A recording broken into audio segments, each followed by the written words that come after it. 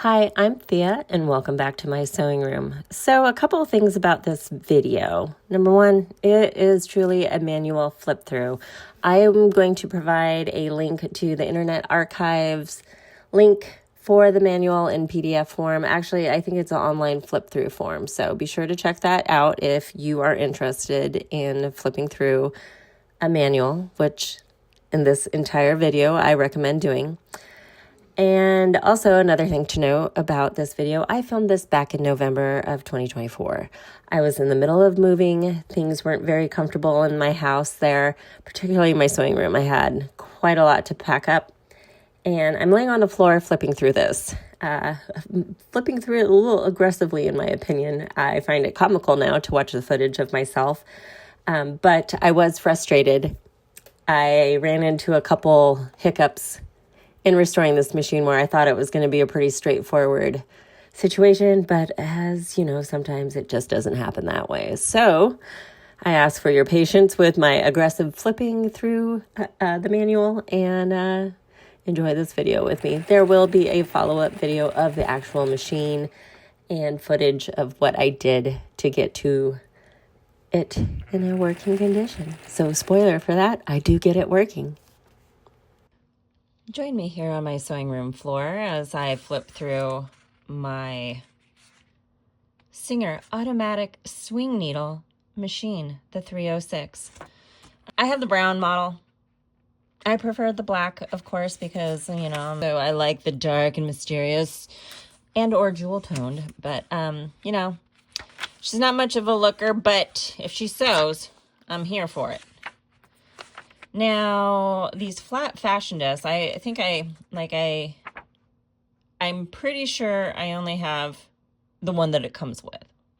So I'm going to have to look into getting some of these flat discs. They essentially look like the same kind of material that the black top hat discs are made out of.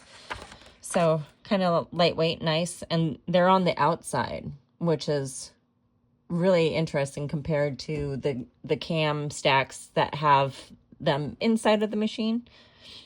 Okay, and here's some just diagrams of like inserting the twin needle, which I do have a couple. So I just have to see about the length because I know this one takes a shorter needle, and there are two sizes of needles that I know work for them. I think it's a DBX1 Schmetz, which I think is for like an overcast machine.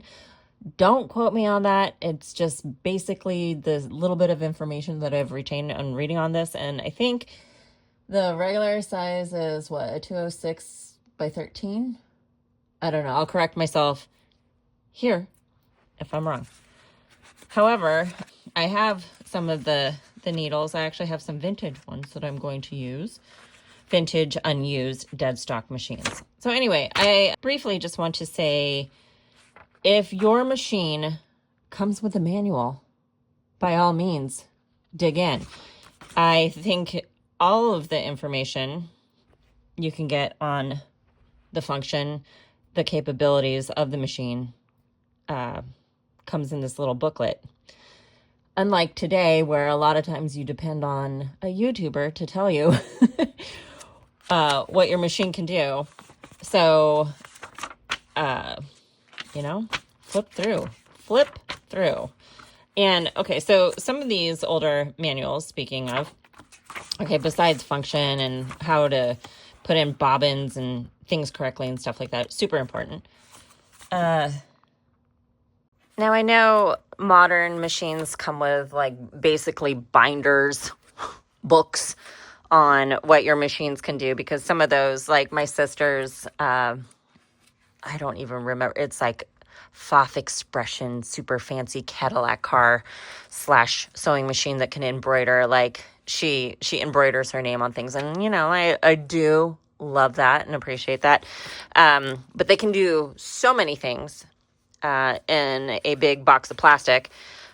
However, these metal machines also can do quite a few things too. Not just the basic repairs, but they give you just general ideas of how to just create something new and unique in a project.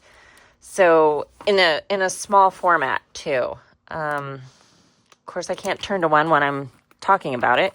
Oh, here you go. But it gives you ideas on designs and motifs, direct instructions. I mean, could you imagine this on like a little cowboy theme shirt? Or Christmas napkins, pillowcase detail trim, and you could change out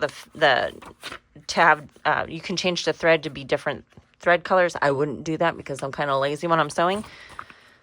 But there are so many things, quick little ideas that you could just, whip up for the holidays.